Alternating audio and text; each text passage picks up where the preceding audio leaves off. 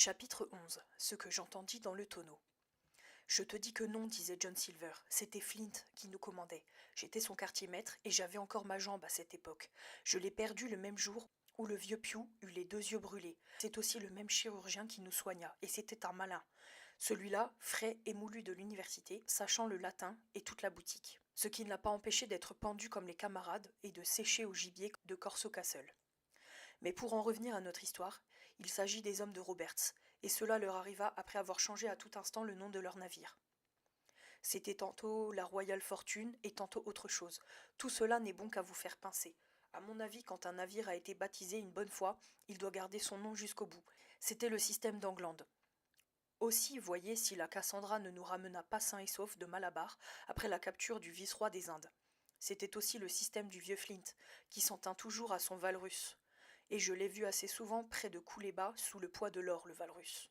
Ah, dit avec l'accent de l'admiration la plus vive la voix d'un des jeunes matelots du bord. C'était le plus crâne de tous, le capitaine Flint. Davis seul le valait, au dire de ceux qui l'ont connu, reprit John Silver. Mais je n'ai jamais navigué sous lui.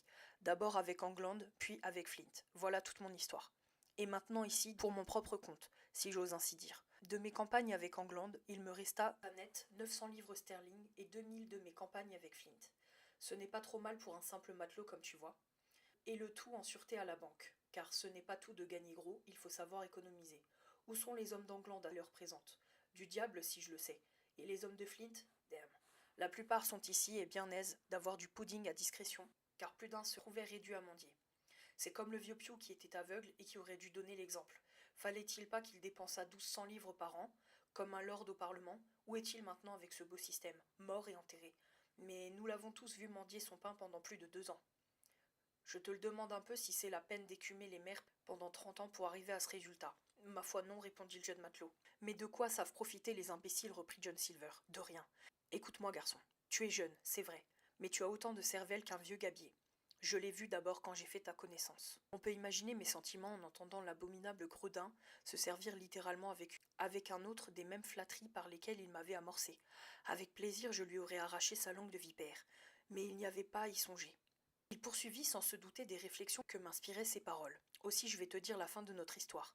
À nous autres chevaliers de fortune. Nous menons parfois la vie dure, et nous courons chaque jour le risque d'être pendus, c'est vrai.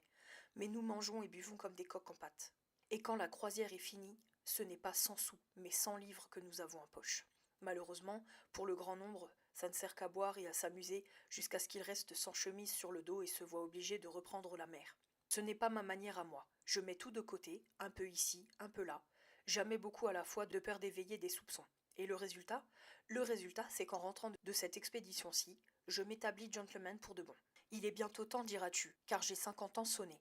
Oui, mais en attendant, je ne me suis privé de rien. J'ai dormi sur la plume, mangé et bu du meilleur, excepté en mer. Et comment ai-je commencé? Sur le gaillard d'avant, tout comme toi. Oui, dit l'autre, mais cet argent dont vous parlez, il faut lui dire bonsoir maintenant. Vous n'oseriez sûrement pas vous montrer à Bristol après ceci. Et où crois-tu donc qu'est mon argent demanda John Silver en ricanant. Chez le banquier de Bristol, reprit le jeune matelot. Il y était, s'écria le cuisinier. Il y était encore au moment où nous avons levé l'ancre, mais la vieille l'a retiré à l'heure où je te parle. Elle a vendu la longue-vue, bail, clientèle, et tout le gréement. Et elle est déjà en route pour venir me rejoindre. Je te dirai bien où, car j'ai pleine confiance en toi. Mais il faudrait le dire aux autres ou faire des jaloux. Et si elle n'y venait pas? Si elle partait avec le sac, objecta le novice. Oh, mon petit, on ne joue pas à ce jeu-là avec John Silver. On sait qu'on aurait trop peu de chance de rester longtemps dans le même monde que lui. Tel que tu me vois, j'étais quartier-maître de Flint, et tu peux bien croire que son équipage n'était pas composé de gaillards faciles à intimider. Eh bien, mon garçon, sans me vanter, je puis dire que pour moi, c'étaient tous des agneaux, et Flint lui-même savait qu'il ne fallait pas plaisanter avec John Silver. Ma foi, dit le jeune homme, je vous avoue que cette affaire ne me plaisait guère avant d'avoir causé avec vous, John. Mais à présent, topé là, j'en suis. Tu es un brave garçon. Et un féraud, répliqua le cuisinier, en donnant à sa nouvelle recrue une poignée de main si vigoureuse que le tonneau en trembla sur sa base. Tu étais né pour être un chevalier de fortune, je l'ai vu tout de suite. Je commençais à comprendre son langage. Un chevalier de fortune signifiait tout uniment un pirate, et la scène à laquelle j'assistais était l'effort suprême tenté pour corrompre un des matelots fidèles, peut-être le dernier à bord. Je fus bientôt édifié sur ce point, car, à un léger coup de sifflet de John Silver, un troisième interlocuteur vint le rejoindre et s'assit sur le pont. Dick est avec nous, dit le cuisinier. Je n'en ai jamais douté, répondit la voix du second maître, Israel Hens. Il n'est pas bête, Dick. Puis, après avoir retourné sa chique et lancé un jet de salive devant lui, « Dis-moi donc un peu, John, reprit-il. Combien de temps allons-nous encore attendre avant de commencer la danse? Pour mon compte, je commence à en avoir assez du capitaine Smollett. Me tarde de coucher dans la grande cabine et de goûter leurs pickles, leur vin et le reste. Israël, dit Silver, tu n'as jamais eu pour 2 liards de jugement, tu le sais bien, mais tu peux entendre ce qu'on te dit, je suppose, car tu as pour cela d'assez longues oreilles. Eh bien, écoute-moi. Tu coucheras à l'avant, tu te passeras de vin et de pickles, et tu parleras poliment jusqu'à ce que je te dise « Voici le moment. Mets ça dans ta poche, mon fils. » Qui parle d'agir autrement, dit le second maître. Je demande seulement quand ce sera. Quand? Par tous les diables, je vais te le dire, s'écria Silver. Ce sera le plus tard possible. Voilà quand. Comment? Nous avons là un excellent capitaine pour conduire le schooner. Nous avons le squire et le docteur qui possèdent une bonne carte où tout est inscrit. Et ni toi ni moi nous ne savons où est cette carte, n'est-ce pas? Et tu voudrais aller nous priver de leur service? Ce serait stupide. J'entends que le squire et le docteur nous trouvent le trésor, qu'ils nous le servent à bord, bien arrimé dans nos soutes, par tous les diables. Et alors, nous verrons. Si j'étais sûr de vous, double fils de Hollandais que vous êtes, savez-vous ce que je ferais? Je laisserais le capitaine Smollett nous ramener à moitié chemin, avant de lever le bout du doigt sur lui. Bon, nous sommes tous marins ici, je pense, dit le jeune Dick. Marins du gaillard d'avant, tu veux dire? Riposta Silver. Nous savons tenir la barre, c'est clair.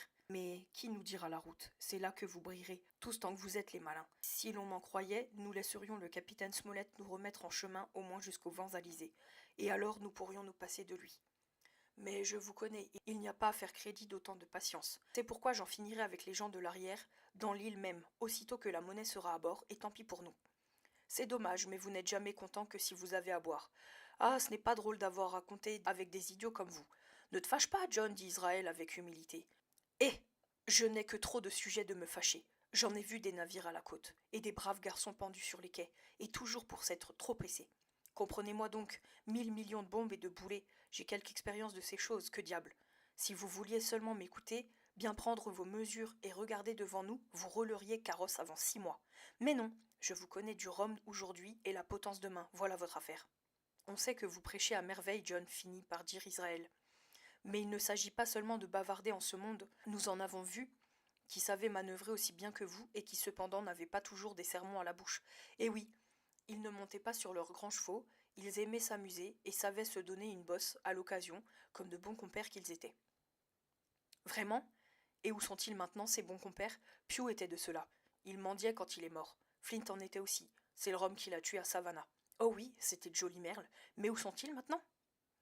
Mais enfin, demanda Dick, que cette discussion n'amusait guère. Quand nous aurons mis le grappin sur les gens de l'arrière, que ferons-nous d'eux? À la bonne heure, s'écria le cuisinier. Voilà ce que j'appelle parler en homme sérieux. Eh bien, qu'en dis-tu toi-même, garçon? Es-tu d'avis de les mettre en terre, dans quelque île déserte? C'était le système d'England, ou de les dépecer comme autant de porcs gras? C'était la manière de Flint et de Billy Jones. Billy n'était pas manchot, dit Israël. Les morts ne mordent pas, disait-il. Eh bien, il est mort lui aussi. Maintenant, quel rude lapin. D'accord, reprit Silver. Moi, la rudesse n'est pas mon genre. Je suis l'homme le plus accommodant de la terre, la politesse même. Tout le monde le reconnaît. Mais il ne s'agit pas de rire. Le devoir avant tout, camarade. J'opine pour la mort. Quand je serai au Parlement, on me promènera dans mon carrosse. Et je n'ai pas besoin que ces farceurs de la cabine reviennent mettre le nez dans mes affaires et paraissent sans être invités comme le diable à la messe. Mon avis est d'attendre le moment favorable, mais le moment venu, la mort. John, s'écria le second maître, tu es un homme. Attends de me voir à l'œuvre, Israël, répondit Silver. Pour mon compte, je n'en demande qu'un, Trelawney. Mais vous verrez comme je l'accommoderai à la sauce Robert. Dick, ajouta-t-il en s'interrompant, lève-toi, mon garçon, et atteins-moi une pomme, j'ai le gosier à sec. On peut se faire une idée de mon épouvante. J'aurais bien sauté hors du tonneau et tenté de m'échapper, mais je n'en eus pas la force. J'entendis le jeune homme se lever, puis il me sembla qu'il s'arrêtait et la voix de Hens reprit. Une pomme, allons donc. Laisse les pommes aux gamins et donne-nous un verre de rhum. Dick, reprit Silver, j'ai confiance en toi. Tu vas aller au baril de rhum, voici la clé. Tu rempliras une gamelle et tu nous l'apporteras. En dépit de ma terreur, je ne pus m'empêcher de penser que c'était par cette voie sans doute qu'Arrow se procurait les spiritueux dont il était mort. Dick fut assez longtemps avant de revenir, et pendant son absence, Israël parla à l'oreille du cuisinier. C'est à peine si je pus saisir un mot ou deux, et pourtant ce que j'appris avait son importance. Par exemple, cette conclusion, pas un autre ne veut se joindre à nous. Il y avait donc au moins quelques matelots fidèles. Quand Dick fut de retour, ils prirent successivement la gamelle et burent l'un à nos souhaits, l'autre à la mémoire du vieux Flint. Enfin, Silver lui-même à l'heureux succès de notre entreprise. Puissions-nous y trouver du pudding pour nos vieux jours. Tout d'un coup, une nappe de lumière tomba sur moi, au fond de mon tonneau, et levant la tête, je vis que la lune s'était levée, argentant le bout du mât de misaine et mettant une blancheur neigeuse sur le ventre de la grand-voile. Et presque au même instant, la vigie cria « Terre !» Chapitre 12. Conseil de guerre. J'entendis un grand bruit sur le pont. Tout le monde se précipitait hors de la cabine et de l'avant pour vérifier l'exactitude de la nouvelle donnée par la vigie. Je profitais de ce mouvement pour me glisser hors du tonneau, faire un plongeon derrière la voile de misaine, puis un crochet vers l'arrière, et en fin de compte, j'arrivais sans être remarqué à rejoindre Hunter et le docteur Livesey. Pas une tête qui ne fît à cet instant tourner vers le large à bâbord.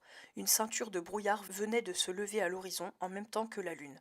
Mais on n'en distinguait pas moins au sud-est, deux hauteurs séparées par un intervalle d'1 mille environ, et derrière l'une de ces collines, une montagne dont la cime était enveloppée de brume.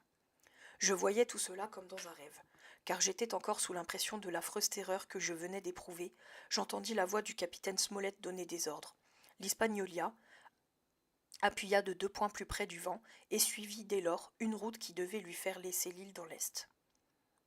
« Quelqu'un de vous a-t-il jamais vu la terre qui est devant nous » demanda le capitaine à l'équipage. « Moi, capitaine, répondit aussitôt John Silver. J'y ai même abordé pour faire de l'eau avec un navire marchand où je servais comme cuisinier. »« Le mouillage n'est-il pas au sud, derrière un îlot ?» reprit le capitaine. « Précisément, derrière l'îlot du squelette, comme on l'appelle. Il paraît que c'était dans les temps un repère de pirates. Un matelot que nous avions à bord connaissait fort bien l'île et en nommait tous les endroits. Cette hauteur vers le nord s'appelle le mât de misaine, et les 2 autres en allant vers le sud, le grand mât et le mât d'artimon. Elles sont à peu près sur une ligne droite, et celle du milieu est la plus haute. C'est ce qui leur avait fait donner ces noms, mais on appelle plus généralement la plus haute, celle qui est couverte de brume, la longue-vue. C'est de là, paraît-il, qu'ils observaient la mer quand les navires étaient au mouillage. « J'ai là une carte, dit le capitaine Smollett. Voyez si vous reconnaissez l'endroit. » Les yeux de John Silver s'allumèrent comme braise, tandis qu'il prenait la carte.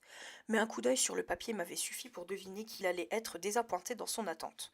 Cette carte-là n'était pas celle que nous avions trouvée dans le coffre de Billy Bones. C'était une simple copie, parfaite de tous les points pour les noms, altitude et sondage. Seulement, on avait eu soin d'omettre les croix rouges et les notes manuscrites. Si vif que fût son dépit, Silver eut la force de le dissimuler. « Oui, c'est bien l'endroit, et joliment bien dessiné, dit-il. Qui peut bien avoir dressé cette carte, je me le demande.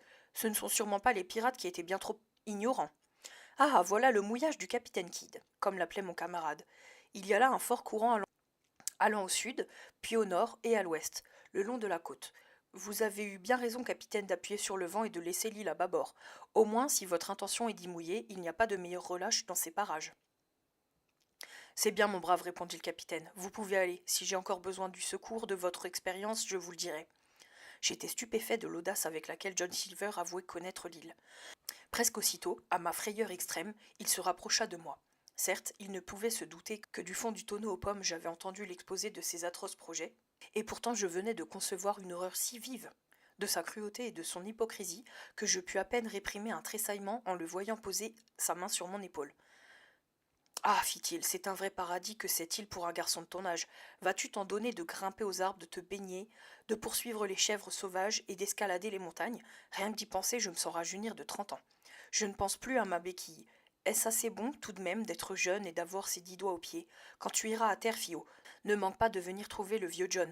Ce sera bien le diable s'il ne te remplit pas les poches pour ton goûter. » Sur quoi, il me passa amicalement la main sur l'épaule et descendit en clopinant dans les régions inférieures. Le capitaine Smollett, le squire, et le docteur qui était en train de causer sur le gaillard d'arrière, et malgré mon impatience de leur dire ce que je venais d'apprendre, je n'osais pas les aborder ouvertement. Comme je cherchais une excuse pour m'approcher d'eux, le docteur Livesey m'appela pour me prier d'aller lui chercher sa pipe. Je ne fus pas plutôt à portée de son oreille que je lui dis à voix basse. « Docteur, j'ai de terribles nouvelles. Veuillez, je vous prie, dire au capitaine et au squire de descendre au salon et trouver un prétexte pour m'envoyer chercher. » La physionomie du docteur s'altéra un instant, puis presque aussitôt il reprit possession de lui-même. « Merci, Jim, c'est tout ce que je désirais savoir, dit-il à voix haute, comme si je venais de répondre à une question. » Là-dessus, il tourna sur ses talons et rejoignit les 2 autres. Ils causèrent un moment, et je compris que le docteur leur avait transmis ma requête, quoique aucun d'eux ne donna le moindre signe d'inquiétude ou même d'étonnement, car aussitôt le capitaine donna un ordre à Job Anderson, et le fifre appela tout le monde sur le pont. « Mes enfants, dit le capitaine, la terre qui vient d'être signalée est le but de notre voyage. Monsieur Trelawney, comme vous le savez, est la générosité même. Il vient de me demander si j'ai été content de vous au cours de la traversée. Et comme je n'ai eu qu'à me louer de l'équipage, Il a été convaincu que nous boirions à votre santé, lui, le docteur et moi, et qu'en même temps vous boiriez à la nôtre, une double ration de grog. Si vous me permettez de vous dire mon avis, je trouve que c'est fort aimable de sa part, et si vous partagez cette opinion, vous ne manquerez pas de donner une acclamation au gentleman qui vous régale. Naturellement, l'acclamation ne se fit pas attendre, et tous ces hommes avaient l'air de la donner de si bon cœur que je n'ai à me demander s'il était possible qu'ils eussent ourdi contre nous une trahison si noire. Un hurrah pour le capitaine Smollett, proposa John Silver, quand le tumulte se fut apaisé. Celui-là aussi fut poussé avec enthousiasme, après quoi les 3 gentlemen descendirent au salon, et bientôt après, je reçus l'ordre de les rejoindre. Sur la table, autour de laquelle ils avaient pris place, se trouvait une bouteille de vin d'Espagne et une assiette de raisins secs. Le docteur fumait, sa pipe, sa perruque posée sur ses genoux. Je savais que c'était chez lui le signe d'une grande perturbation. La fenêtre de poupe était ouverte, car il faisait très chaud, et l'on voyait la lune se mirer dans le sillage du navire. Voyons, Hawkins, ce que vous avez à nous dire, commença M. Trelawney. Nous vous écoutons. Je racontai alors aussi brièvement que possible ce qui m'était arrivé et la conversation que j'avais surprise. Pas un de mes 3 auditeurs ne m'interrompit par une parole ou même par un geste. Mais leurs yeux restèrent tout le temps fixés sur mon visage. Quand j'eus fini, « Jim, assieds-toi là, me dit le docteur. » Il me fit prendre un siège auprès de lui, me versa un verre de vin, me donna une poignée de raisins. Puis, tous 3, avec un grand salut, burent gravement à ma santé pour le service que je venais de leur rendre, pour l'heureux hasard qui m'avait favorisé et pour le courage dont j'avais fait preuve. Capitaine, dit alors le squire, vous aviez raison, j'avais tort. Je reconnais que je suis un âne batté et j'attends vos ordres. Pas plus âne que moi, monsieur, répliqua le capitaine. Jusqu'à ce soir, je n'avais jamais entendu parler d'un équipage complotant de se révolter qui ne laissa pas percer ses projets d'une manière ou d'une autre. Mais celui-ci me confond, je n'y comprends rien.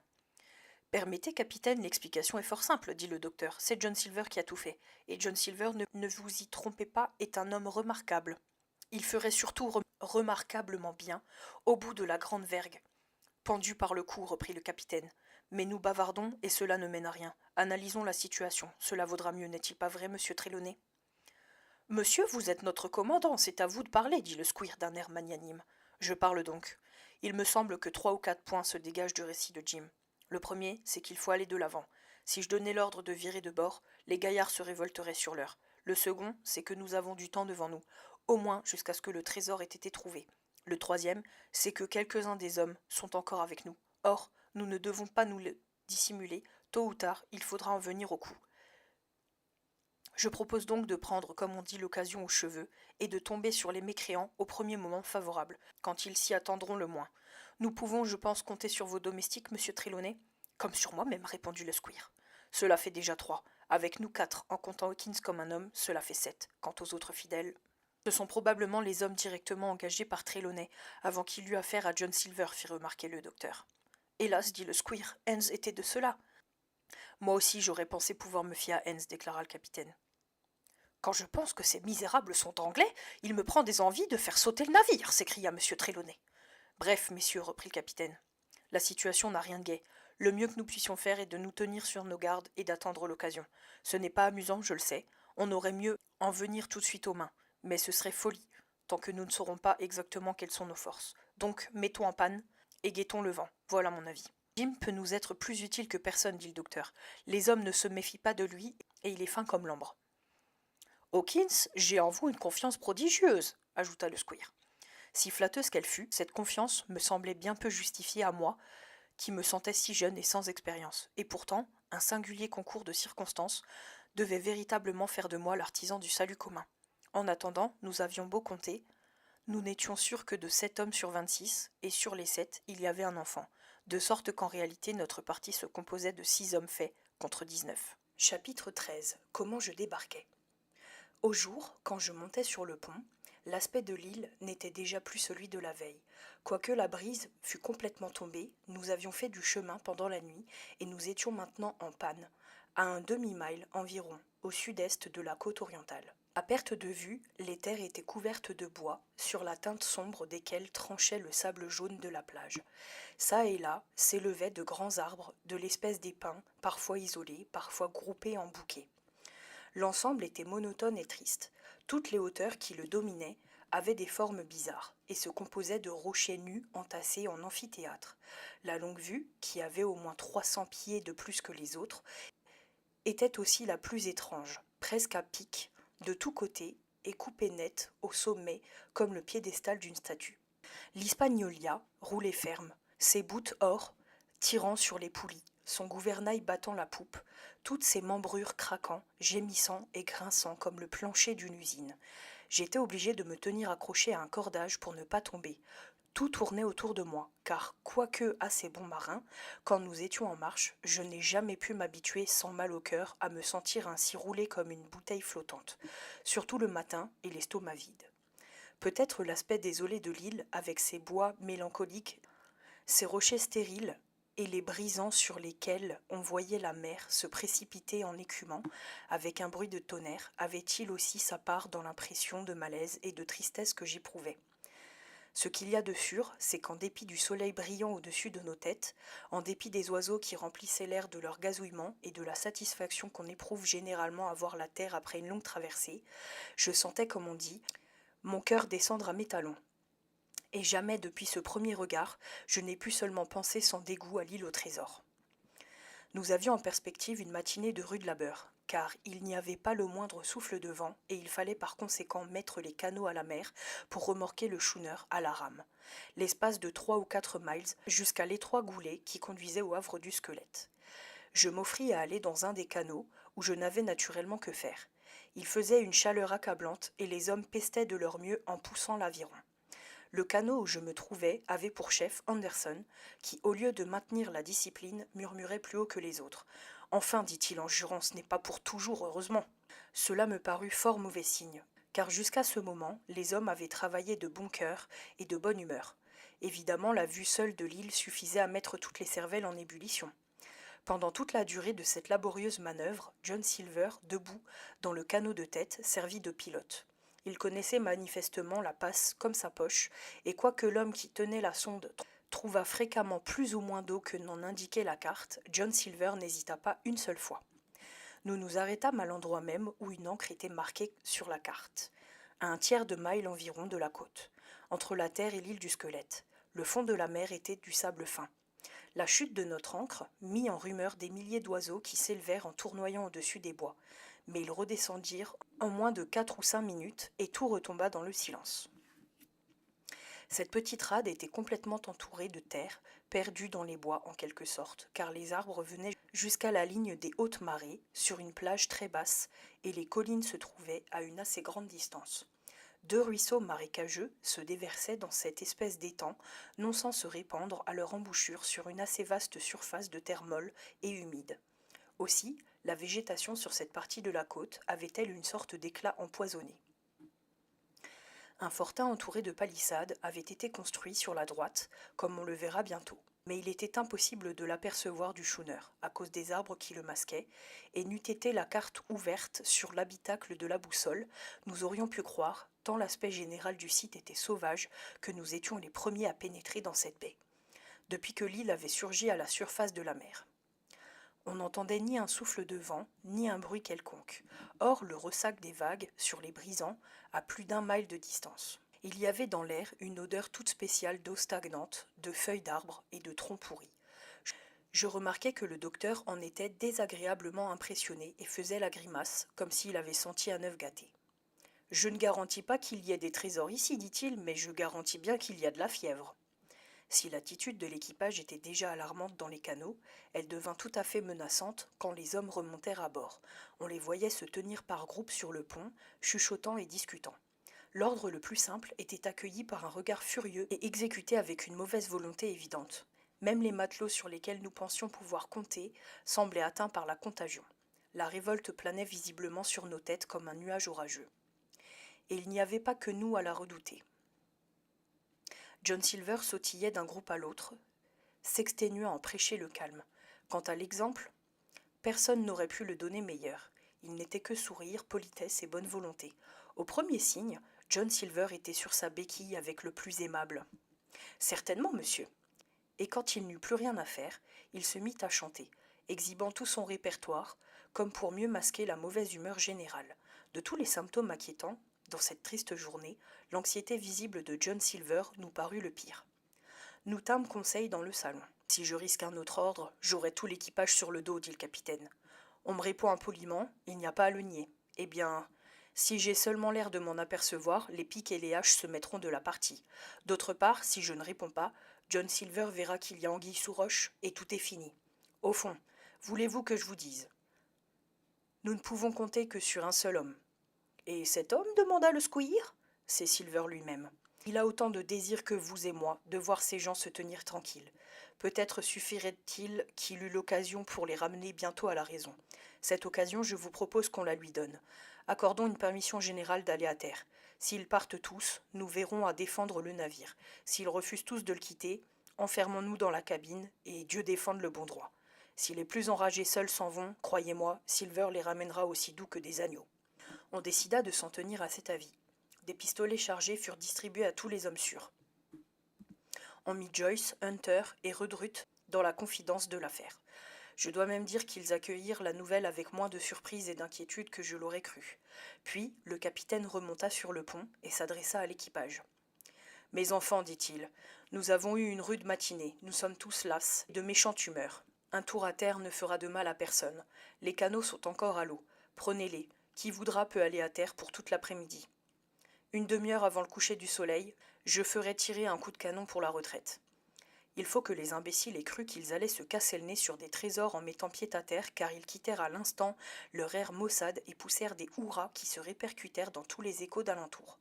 Une fois encore, les oiseaux s'élevèrent en tournoyant au-dessus des bois, puis redescendirent. Le capitaine était trop fin pour rester sur le pont.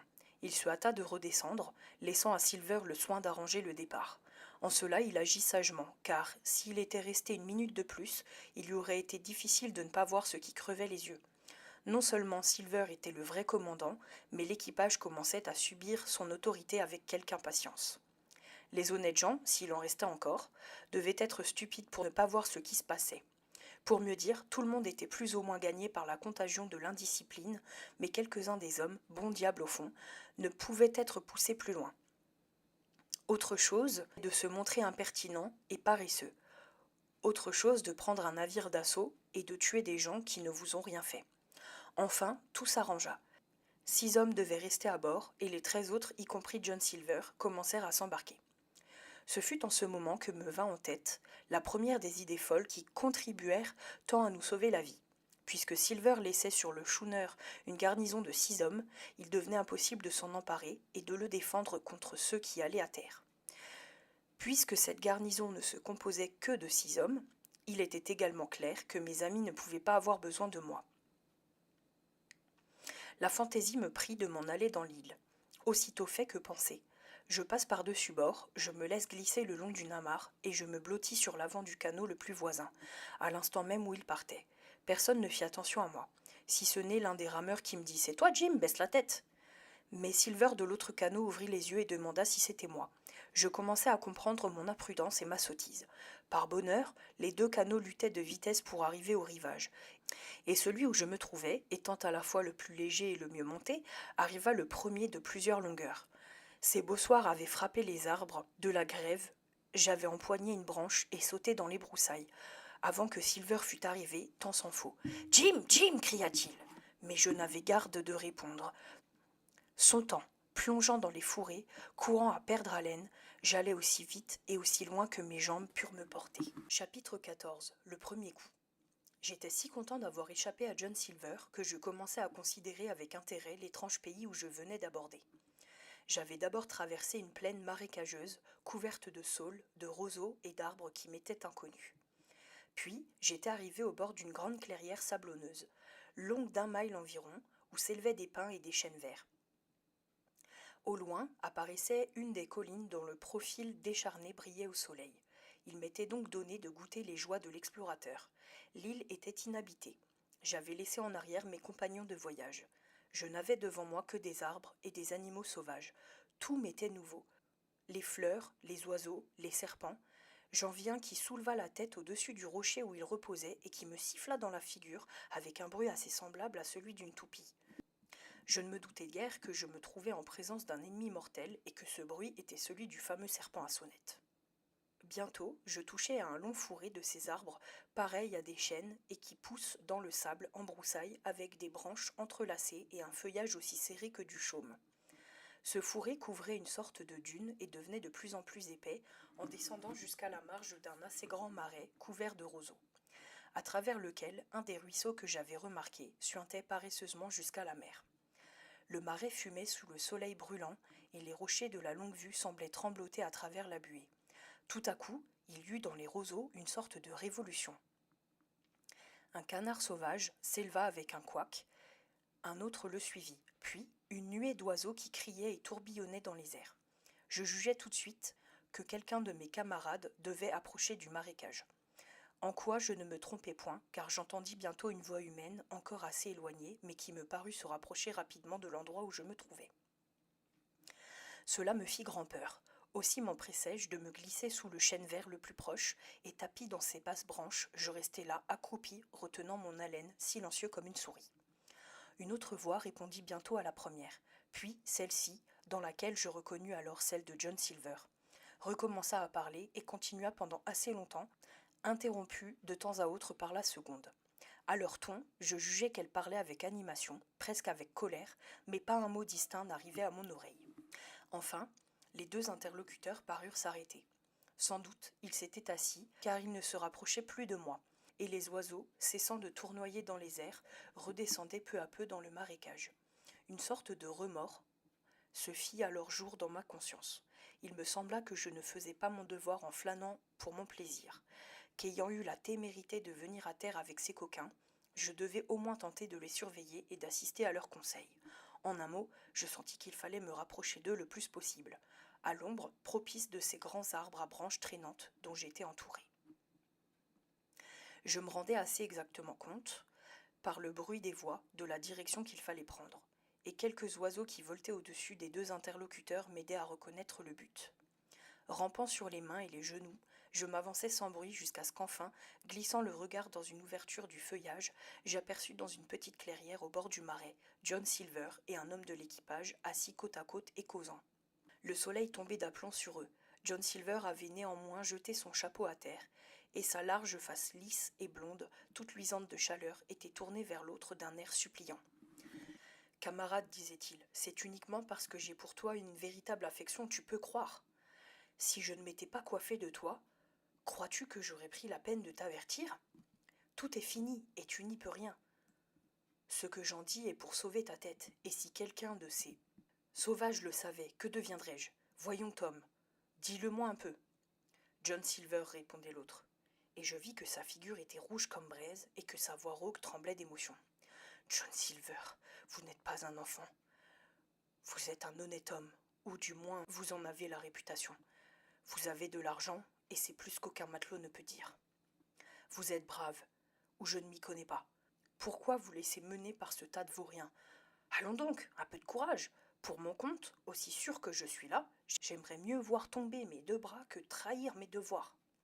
Il s'arrêta, interrompu par le bruit d'une altercation. Celui-là du moins était honnête. Et voilà qu'au même instant, j'allais avoir des nouvelles d'un autre.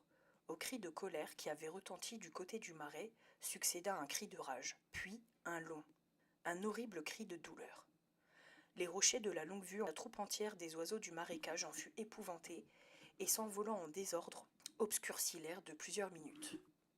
J'avais encore dans les oreilles ce funèbre hurlement de mort, que le silence s'était rétabli, et le murmure lointain des flots troublait seul la lourdeur chaude de l'après-midi.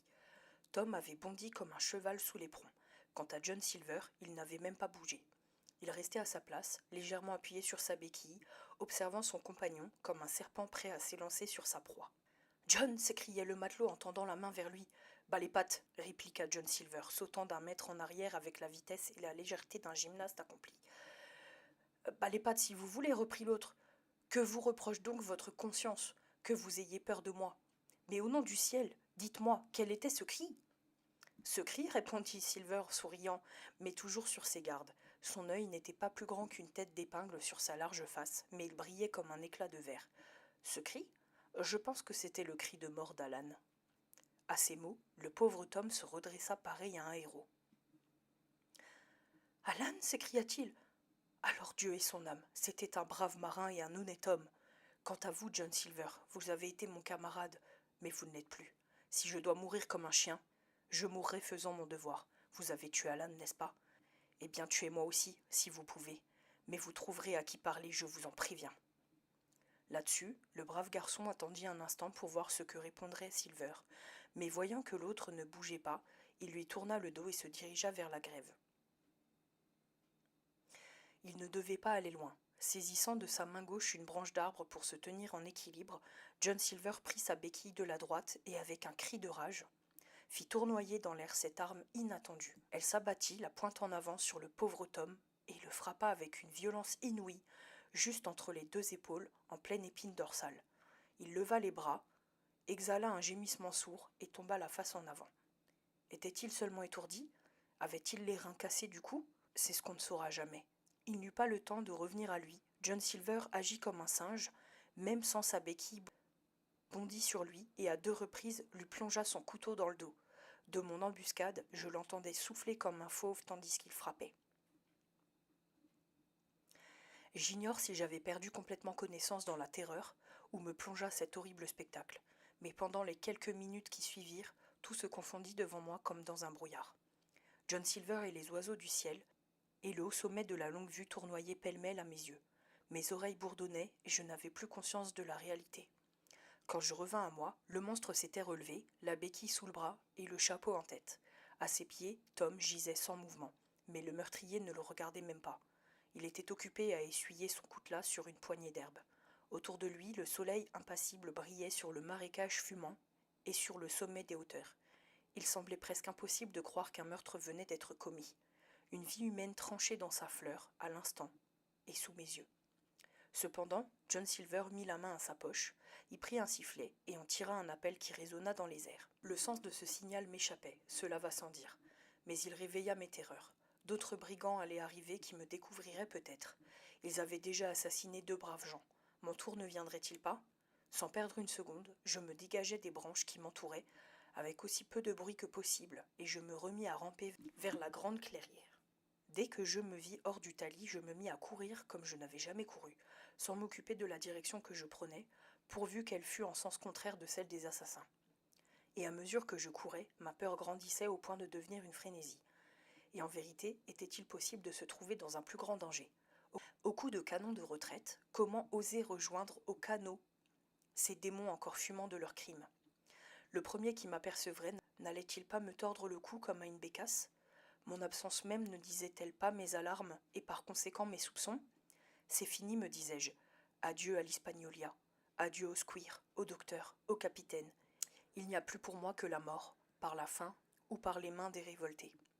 Tout en faisant ces amères réflexions, je courais toujours, et j'étais arrivé sans m'en apercevoir, au pied d'une des collines, dans cette partie de l'île où les chênes verts poussaient, moins drus et plus semblables à des arbres de forêt. Quelques pins assez hauts s'y montraient aussi. L'air était plus frais et plus pur qu'en bas dans le marécage. C'est là qu'une nouvelle arme m'arrêta court et me tint immobile, le cœur battant à se rompre. Chapitre 15. L'habitant de l'île. Un éboulement de gravier venait de rouler soudain au flanc de la colline et rebondissait au milieu des arbres. Mes yeux se tournèrent instinctivement vers le point où il s'était produit, et je crus voir un être vivant se glisser derrière un tronc de sapin. Qu'était cet être? Un ours? Un singe de grande espèce? Ou un homme? Je ne pus le déterminer. Il était noir et velu. Voilà tout ce que j'eus le temps de remarquer. La terreur au surplus me paralysait. Je me voyais perdu sans ressources, derrière moi les assassins, devant moi cet être mystérieux. Mon choix ne fut pas long, plutôt Silver lui-même que cet habitant des bois. Je tournai les talons et je repris le chemin de la grève, non sans regarder avec soin derrière moi. Il fallut bientôt m'avouer que le cas était sans ressources. L'être mystérieux, après avoir fait un grand détour, reparaissait devant moi et venait à ma rencontre. J'étais épuisé de fatigue, mais eussé-je été aussi frais et dispos qu'en sautant le matin à bas de mon hamac, je n'aurais pu lutter de vitesse avec un tel adversaire. Il courait d'arbre en arbre, comme un daim, quoiqu'il n'eût que 2 jambes comme un homme. Et c'était bien un homme, je ne pouvais en douter plus longtemps. Des histoires de cannibales me revinrent en mémoire. J'allais appeler au secours quand l'idée que j'avais affaire à un homme, même sauvage, me rassura dans une certaine mesure. Je me dis qu'il ne pouvait pas être aussi féroce que Silver. Je m'arrêtai donc pour réfléchir à quelques moyens de salut, et tout à coup je songeai que j'avais un pistolet. Aussitôt le courage me revint. Je fis volte-face et marchai droit à l'inconnu. Il s'était caché derrière un tronc d'arbre, mais sans doute il m'observait, car voyant mon mouvement, il se montra et fit un pas vers moi. Puis il parut hésiter, recula, et finalement, à ma surprise, mêlée de confusion, il se jeta à genoux, en tendant vers moi des mains suppliantes.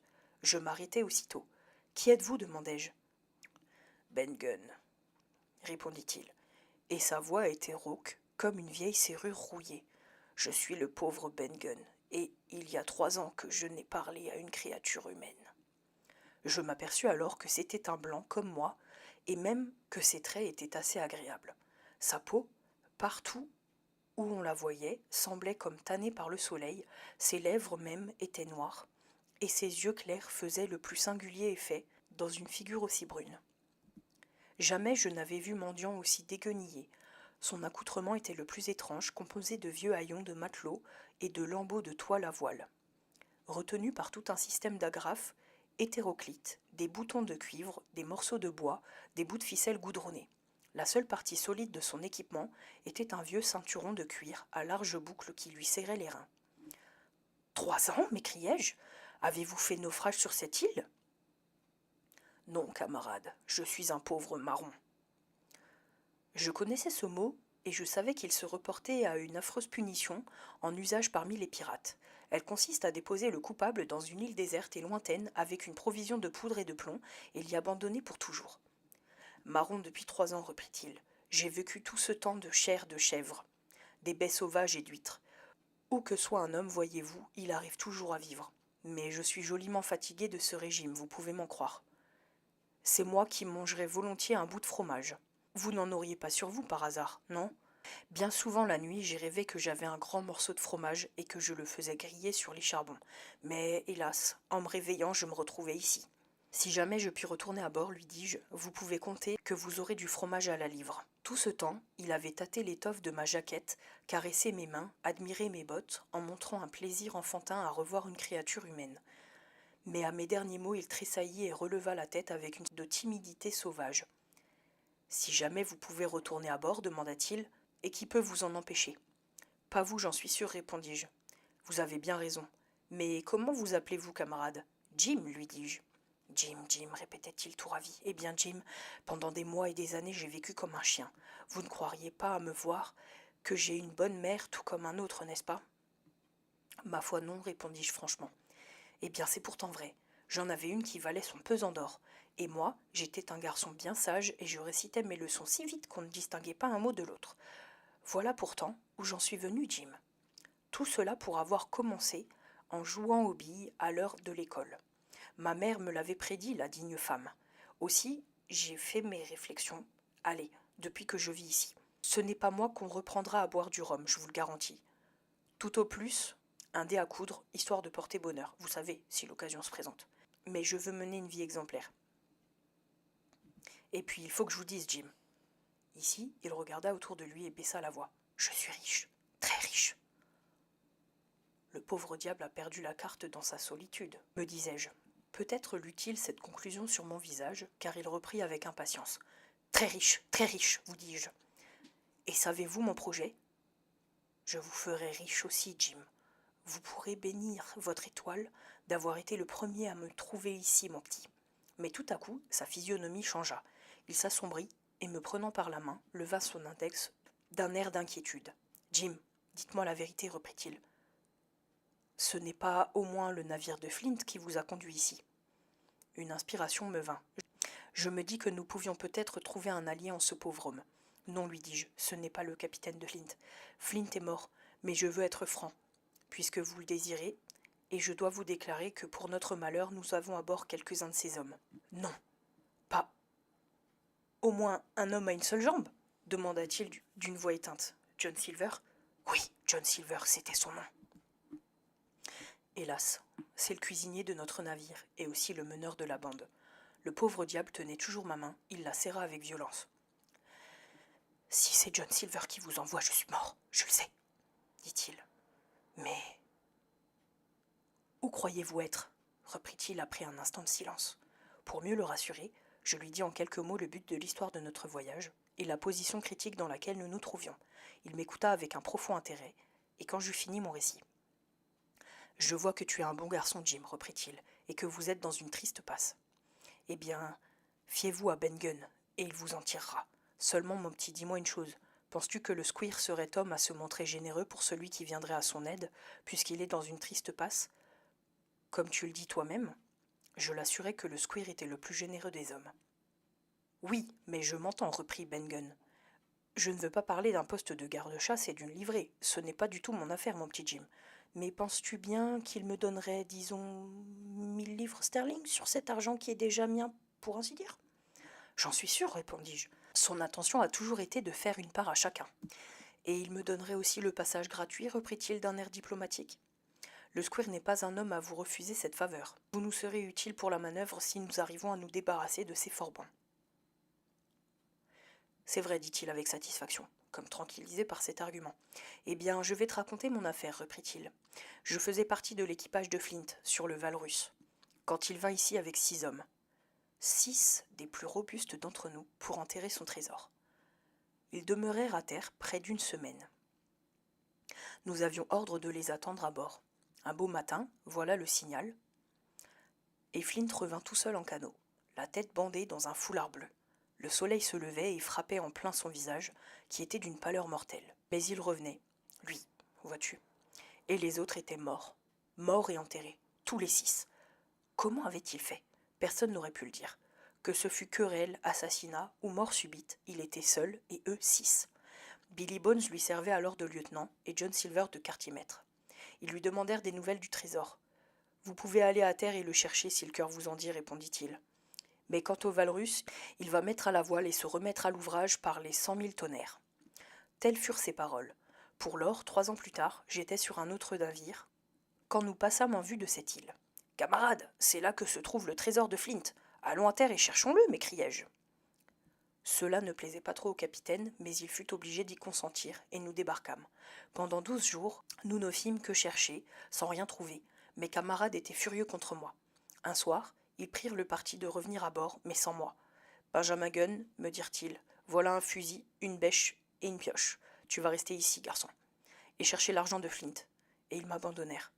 Il y a 3 ans que je suis ici. 3 ans que je n'ai pas eu une bouchée de pain à me mettre sous la dent. Mais regarde-moi, Jim, regarde-moi bien. Est-ce que j'ai l'air d'un simple matelot ? Non, n'est-ce pas ? Et je ne le suis pas non plus. Ici, il cligna de l'œil en me pinçant. Tu peux le dire au squire, Jim, reprit-il. Tu peux lui répéter mes propres paroles. Et il ne l'est pas non plus, lui diras-tu. Pendant 3 ans, il a habité l'île, le jour et la nuit, par le beau et le mauvais temps, pensant souvent à sa vieille mère et se demandant si elle était encore vivante. C'est ainsi que tu diras. Mais pensant aussi à autre chose, diras-tu, et s'occupant d'autre chose, et alors tu le pinceras comme ceci. Et il me pinça de nouveau en me regardant d'un air malin. Puis il continua. Ben Gunn est un brave homme, diras-tu. Il sait faire la différence entre un vrai gentleman et un de ces chevaliers de fortune, comme il l'appelle, l'ayant été lui-même. Je l'arrêtai pour lui déclarer que je ne comprenais pas un mot de tout ce qu'il me contait là. Peu importe du reste, ajoutai-je, la question est de savoir comment je reviendrai à bord. C'est là ce qui t'embarrasse, me répondit-il. Eh bien, et mon bateau que j'ai fait de ses propres mains que voilà, je le tiens à l'abri sous la roche blanche. S'il faut en arriver là, nous tenterons la chose quand la nuit sera tombée. Mais qu'est-ce ceci ? Fit-il tout à coup. Quoique le soleil fût encore sur l'horizon pour 2 heures en bas mot, tous les échos de l'île venaient de répercuter un coup de canon. La bataille a commencé, m'écriai-je. Suivez-moi. Oubliant toutes mes terreurs, je me mis à courir vers le mouillage, suivi de près par l'habitant de l'île. À gauche, appuie à gauche, camarade Jim, disait-il en trottant légèrement sous les arbres. Voici l'endroit où j'ai tué une première chèvre. Elles n'y viennent plus maintenant, elles ont trop grand-peur de Ben Gunn. Et voici le cimetière, ces monticules espacés sur la droite. Ainsi il bavardait sans attendre d'ailleurs ni recevoir de réponse. Après un assez long intervalle, une volée de coups de fusil suivit le coup du canon. Puis il y eut un grand silence, et comme je m'approchais de la côte, j'aperçus tout à coup, à un quart de mille devant moi, le drapeau anglais flottant dans les airs au-dessus des arbres.